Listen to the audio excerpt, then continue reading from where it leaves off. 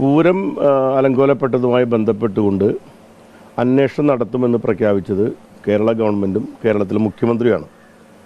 അങ്ങനെ ഒരു പ്രഖ്യാപനം ഗവൺമെൻറ് നടത്തിയതിന് ശേഷം ഇത്രയും വലിയ വിവാദങ്ങൾ 4 മാസത്തിന് ശേഷം ഒരു വിവരാവകാശ രേഖ ആവശ്യപ്പെടുമ്പോൾ അങ്ങനെ ഒരു അന്വേഷണം നടത്തിയിട്ടില്ല എന്നും മറുപടി കൊടുത്തിട്ടുണ്ടെങ്കിൽ അത് വളരെ ഞെട്ടലുണ്ടാക്കുന്നൊരു കാര്യമാണ്. അങ്ങേയറ്റം അപലപനീയമായിട്ടുള്ളൊരു മറുപടിയാണ്.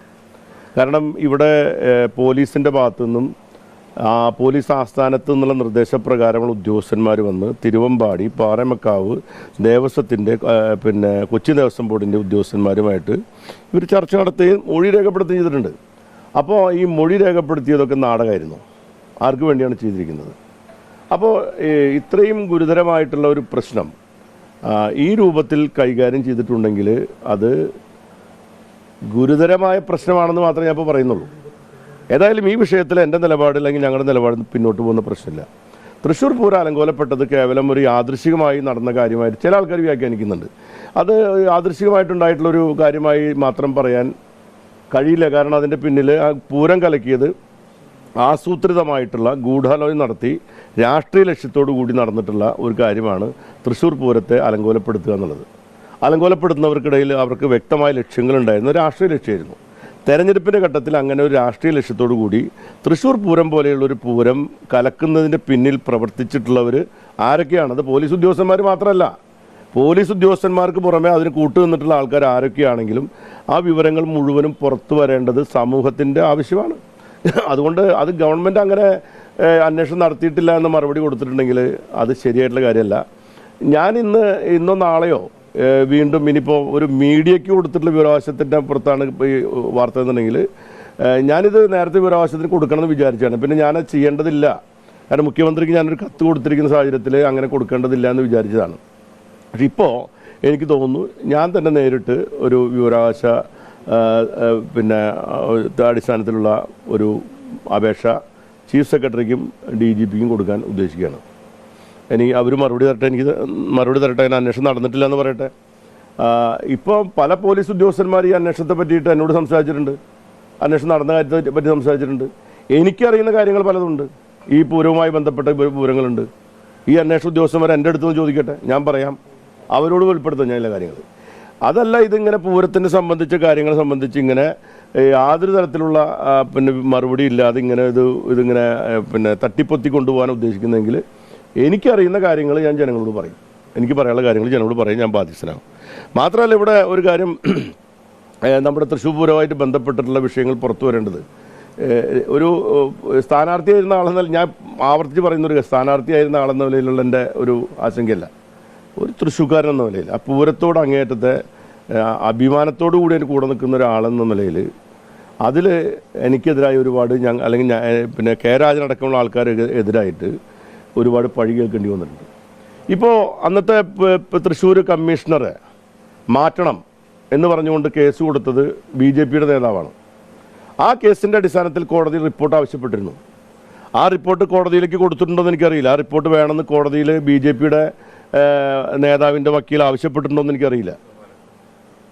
അവർ BJPയുടെ സംസ്ഥാന വൈസ് പ്രസിഡൻ്റാണ് ആവശ്യപ്പെട്ടിരിക്കുന്നത്. എന്ന് മാത്രമല്ല, ഈ കമ്മീഷണർക്കെതിരായി നടപടി സ്വീകരിക്കുന്നത് സാങ്കേതിക കാരണം പറഞ്ഞുകൊണ്ട് ഇലക്ഷൻ അതിൻ്റെ പെരുമാറ്റച്ചട്ടം മാറിയ ശേഷമാണ്. പെരുമാറ്റച്ചട്ടം മാറിയ ശേഷമാണ് അദ്ദേഹത്തെ സസ്പെൻഡ് ചെയ്യുന്നത്, സസ്പെൻഡ് അല്ല, സ്ഥലം മാറ്റുന്നത്. അവിടെ വന്ന് ഇദ്ദേഹത്തെ സ്ഥലം മാറ്റേണ്ടതില്ല എന്ന് ആവശ്യപ്പെട്ട ആരായിരുന്നു? BJP സ്ഥാനാർത്ഥിയായി ജയിച്ച ആളാണ് ഈ കമ്മീഷണർ സ്ഥലം മാറ്റേണ്ടതില്ല എന്ന് അഭിപ്രായപ്പെട്ട ആൾ. അപ്പോൾ അതിൻ്റെ അർത്ഥം എന്താണ്? പൂരം അലങ്കോലപ്പെടുത്താൻ മുഖ്യ പങ്ക് വഹിച്ച പോലീസാണെന്ന് പറഞ്ഞ BJP തന്നെ, അല്ലെ സർക്കാരാണെന്ന് സർക്കാർ എന്ന് പറഞ്ഞാൽ ഇപ്പോൾ അത് എന്നിട്ട് അവർ പറയുന്നത് എന്താ? മന്ത്രിമാരും അവിടുത്തെ ആൾക്കാരും കൂടി കലക്കിയെന്നാണ്. മന്ത്രിക്കും അവിടുത്തെ രാഷ്ട്രീയ നേതാക്കന്മാർക്ക് അതിനകത്ത്, ഇടതുപക്ഷത്തിൻ്റെ നേതാക്കന്മാർക്ക് എന്താ അതിനകത്ത് താല്പര്യം? പൂരം കലക്കേണ്ട താല്പര്യം എന്താണ്? അപ്പോൾ ഇവിടെ ഒരു പ്രത്യേകമായ രീതിയിൽ വോട്ട് ധ്രുവീകരണം ഉണ്ടാക്കാനും ഇടതുപക്ഷത്തിന് ലഭിക്കേണ്ട വോട്ടുകൾ കിട്ടാതിരിക്കാനും വേണ്ടി നടത്തിയിട്ടുള്ള വളരെ ഗുരുതരമായ ഗൂഢാലോചനയുടെ ഭാഗമായി നടന്നിട്ടുള്ള ഒന്നാണ് ഈ പൂരം കലക്കലും ആ നാടകങ്ങളൊക്കെ. അതിനുശേഷമാണ് ഇവരിപ്പോൾ വന്നിട്ട് ഇപ്പോൾ യാതൊരു പ്രശ്നമില്ലല്ലോ, പോലീസ് ഉദ്യോഗസ്ഥന്മാർക്കെതിരായിട്ട് ഇവർക്ക് ആർക്കും ഒരു അഭിപ്രായങ്ങളില്ലല്ലോ. ഞങ്ങൾ പോലീസ് ഉദ്യോഗസ്ഥന്മാർ പോലീസ് ഡിപ്പാർട്ട്മെൻറ്റിലെ നല്ല ഉദ്യോഗസ്ഥന്മാർ പലയിടത്തും ഈ അതുമായി ബന്ധപ്പെട്ട കാര്യത്തിൽ ഏറ്റവും മികച്ച പ്രവർത്തനം നടത്തിയ ആൾക്കാരാണ്. തൃശ്ശൂർ പൂരത്തിൻ്റെ കാര്യത്തിൽ ഏറ്റവും മികച്ച പ്രവർത്തനം നടത്തിയ പോലീസ് ഉദ്യോഗസ്ഥന്മാർ അവിടെ ഉണ്ടല്ലോ. അപ്പോൾ എല്ലാ ഉദ്യോഗസ്ഥന്മാരും കൂടിയിട്ടാണെന്ന് പറയാൻ പറ്റുമോ? അങ്ങനെയല്ലല്ലോ. അപ്പോൾ ആരാണ് അതിനകത്ത് ഇടപെട്ടിട്ടുള്ള ആൾക്കാർ? ആരാണ്? അല്ലെങ്കിൽ ആർക്കൊക്കെയാണ് അതിന് പങ്കുള്ള ആൾക്കാർ? ആരൊക്കെ അവിടെ ഉണ്ടായിരുന്നു? ഇതിൻ്റെ ഏറ്റവും വലിയ പ്രശ്നം എന്താണ്? തൃശ്ശൂർ പൂരം എന്ന് പറയുന്ന നാളെയും ഇത് ഗംഭീരമായി കൊണ്ടാടേണ്ട ഒരു കാര്യമാണ്. തൃശ്ശൂർ പൂരത്തിനകത്ത് ഇങ്ങനെ ഇടപെടലൊന്നും ഒരു കാലത്ത് ഉണ്ടാവാത്തതാണ്. അങ്ങനെ ഇടപെടൽ ആര് നടത്തിയിട്ടുണ്ട് അറിയണ്ടേ? നാളെ ഈ പൂരം നമ്മളെല്ലാവരും ഒന്നിച്ച് നിന്ന് നടത്തേണ്ട ഒരു ഒന്നാണ് തൃശ്ശൂർ പൂരം എന്ന് പറയുന്നത്. അങ്ങനെ ഒന്നിച്ച് നിന്ന് നടത്തിയ പാരമ്പര്യമുള്ള തൃശ്ശൂർ പൂരത്തെ ഏതെങ്കിലും വ്യക്തികൾ അല്ലെങ്കിൽ ഏതെങ്കിലും സംഘടനകൾ, ഏതെങ്കിലും പ്രസ്ഥാനങ്ങൾ, ഏതെങ്കിലും രാഷ്ട്രീയ താല്പര്യമുള്ള ആളുകൾ പൂരത്തിൻ്റെ ചടങ്ങിനെ അലങ്കോലപ്പെടുത്താൻ ബോധപൂർവം ശ്രമിച്ചിട്ടുണ്ടെങ്കിൽ അത് പുറത്തു വരണം. മുഖ്യമന്ത്രി ചെന്നൈക്ക് പോയിരിക്കുകയാണ്. തിരികെ വന്നതിന് ശേഷം ഈ അടുത്തിടയിൽ അങ്കിത് അശോകന്റെ മൊഴിയെടുത്തു.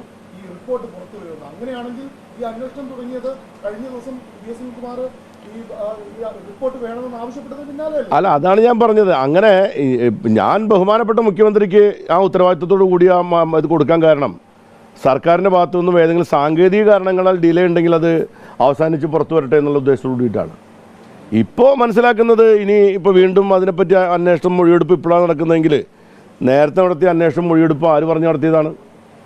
ആരെങ്കിലും അവിടെ പോയി മൊഴിയെടുത്ത് ആ മൊഴിയെടുത്ത രേഖകളൊക്കെ എവിടെയെങ്കിലും കൊണ്ട് വെച്ചിരിക്കുകയാണോ? ഇത് മുഖ്യമന്ത്രി തന്നെ നേരിട്ട് പ്രഖ്യാപിച്ചിട്ടുള്ള ഒരു അന്വേഷണവുമായി ബന്ധപ്പെട്ട് ഉദ്യോഗസ്ഥന്മാർ അന്വേഷിച്ചിട്ടുണ്ടെങ്കിൽ ഒരാഴ്ച എന്ന് പറഞ്ഞാൽ ഒരാഴ്ച ചിലപ്പോൾ 1 മാസമാകും, 2 മാസമാകാം, 4 മാസമാകാം. 4 മാസം കഴിഞ്ഞതിന് ശേഷം വിവരാവകാശം ഉന്നയിക്കുമ്പോൾ പറയാണ് അങ്ങനെ ഒരു അന്വേഷണം നടന്നിട്ടുള്ളതായിട്ട് അറിയില്ല എന്ന് പോലീസ് ഹെഡ്ക്വാർട്ടേഴ്സിൽ നിന്ന് പറഞ്ഞിട്ടുണ്ടെങ്കിൽ അത് അംഗീകരിച്ചു കൊടുക്കാൻ പറ്റുന്ന കാര്യമല്ല.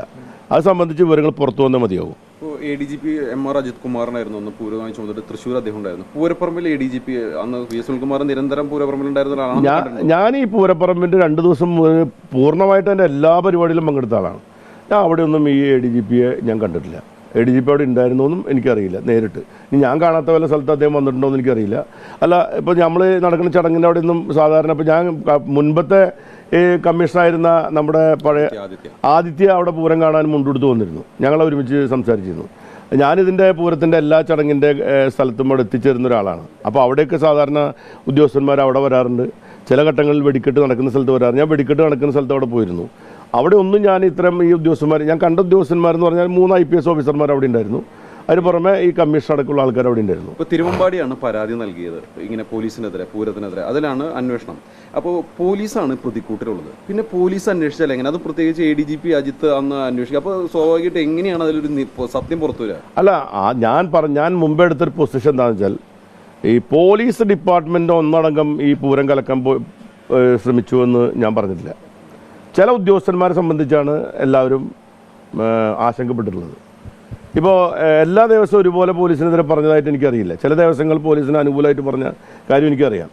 അതിനർത്ഥം പോലീസിലെ എല്ലാ ഉദ്യോഗസ്ഥന്മാർക്കും ഇതിനകത്ത് പങ്കുണ്ടെന്ന് പറയുന്നത് ആ ആത്മാർത്ഥമായി പ്രവർത്തിച്ച ഉദ്യോഗസ്ഥന്മാരോട് ചെയ്യുന്ന തെറ്റായിരിക്കും, നീതികേടാണ്. അപ്പോൾ പോലീസിലെ ഉന്നതരായിട്ടുള്ള ആൾക്കാർ പോലീസിനകത്ത് തന്നെ ആളുകളുണ്ടോ? അതല്ല പോലീസ് മാത്രമായിട്ട് ഇപ്പോൾ തൃശ്ശൂർ പൂരത്തിന് ഒരു ചെറിയ സംഘർഷം ഉണ്ടാകുമ്പോൾ പോലീസല്ലല്ലോ പൂരം നിർത്തിക്കാൻ പറഞ്ഞിട്ടുള്ളത്. പോലീസ് പറഞ്ഞിട്ടുണ്ടോ പൂരം നിർത്തിക്കാൻ? അല്ലെങ്കിൽ ഗവൺമെൻറ്റിൽ ഏതെങ്കിലും കലക്ടർ പറഞ്ഞിട്ടുണ്ടോ? അല്ലെങ്കിൽ കൊച്ചിൻ ദേവസ്വം ബോർഡ് എൻ്റെ ആരെങ്കിലും വന്നിട്ട് പൂരം നിർത്തിക്കാൻ പറഞ്ഞിട്ടുണ്ടോ? കൊച്ചിൻ ദേവസ്വം ബോർഡ് പ്രസിഡന്റ് അവിടെ ഉണ്ടായിരുന്ന ആളല്ലേ. ഇനി കൊച്ചിൻ ദേവസ്വം ബോർഡ് പ്രസിഡന്റ് പൂരം നടത്തേണ്ടതില്ല അല്ലെങ്കിൽ പൂരം നിർത്തിവെക്കാൻ ആവശ്യപ്പെട്ടിട്ടുണ്ടോ? അല്ല, ഞാൻ പറയുന്ന ഏത് പൂരമാണെങ്കിലും അവിടെ നടന്ന ചടങ്ങിൻ്റെ ഏതെങ്കിലും ഘട്ടത്തിൽ സർക്കാരുമായി ബന്ധപ്പെട്ട ഏതെങ്കിലും ഉദ്യോഗസ്ഥന്മാർ പറഞ്ഞിട്ടാണോ പൂരം നിർത്തിവെച്ചത്?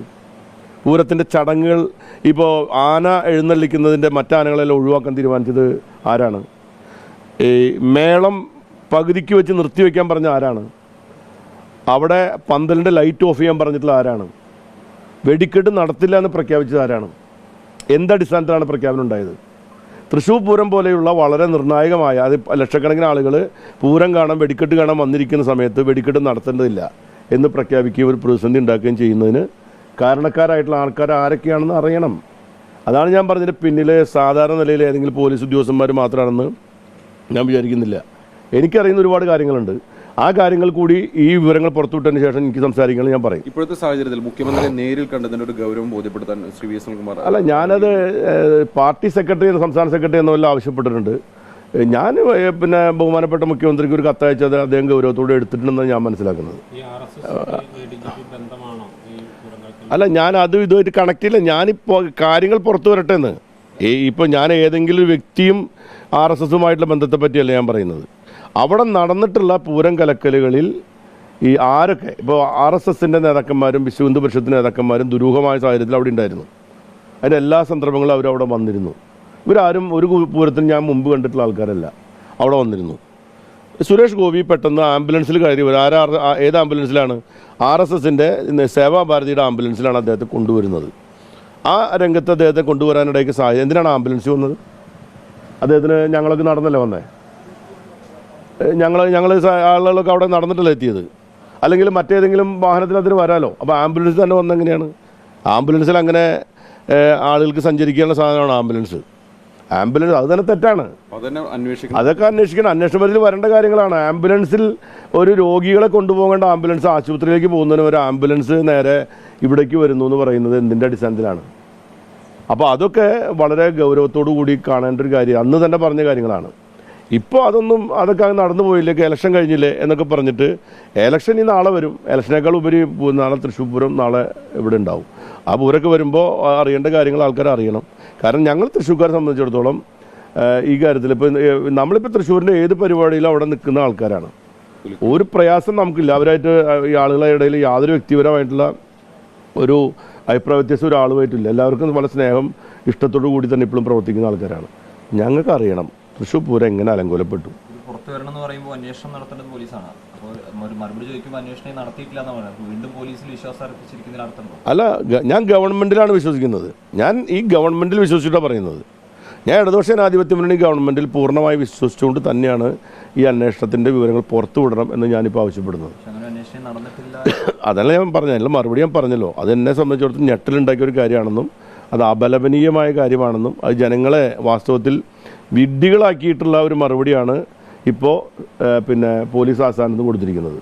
ഇതിൽ ബന്ധപ്പെട്ട ആൾക്കാരൊക്കെ വിഡ്ഢികളാക്കുന്ന മറുപടിയാണ്. അതുകൊണ്ട് ആ മറുപടി ഈ പിന്നെ ഒരു മാധ്യമത്തിൽ വന്ന അറിവ് വെച്ച് മാത്രം പറയുന്ന കാര്യമാണ്.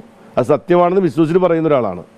ഇനി ഞാൻ എൻ്റെ സ്വന്തം നിലയിൽ അതിനെ സംബന്ധിച്ചൊരു മറുപടിക്ക് വേണ്ടി ഒരു അപേക്ഷ കൊടുക്കാൻ തീരുമാനിച്ചു. i2i News, an eye for truth. i2i News subscribe ചെയ്തിട്ടില്ലാത്തവർ ഇപ്പോൾ തന്നെ സബ്സ്ക്രൈബ് ചെയ്യുക. നോട്ടിഫിക്കേഷൻ ലഭിക്കുവാൻ ബെൽ ബട്ടണും അമർത്തുക.